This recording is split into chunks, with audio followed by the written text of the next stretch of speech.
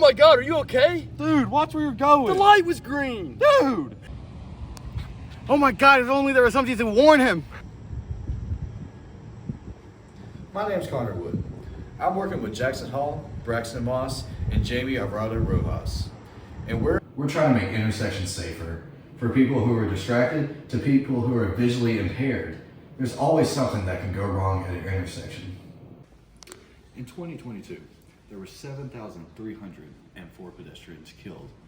23% of them were killed at intersections. We made the safety pad to add another layer of safety when crossing the street. The safety pads are meant to connect the street lights. And if there's a red light, the pad is going to shake. And if there's a yellow light, the pad will lightly shake. If it's green, there will be no shaking at all. The reason for this design is to keep everyone in mind, like places like Ruston that don't have any safety features for people who are visually impaired.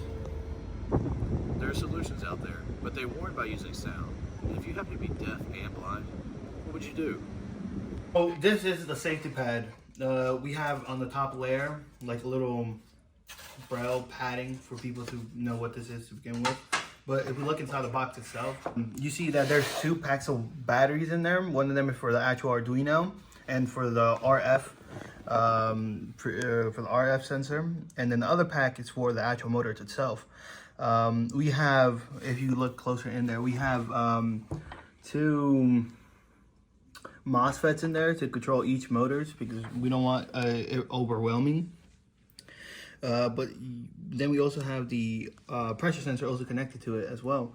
And what it does essentially at the end of the day is that the radio frequency senses whether the light's green or blue, and which in this scenario will be controlled by the remote.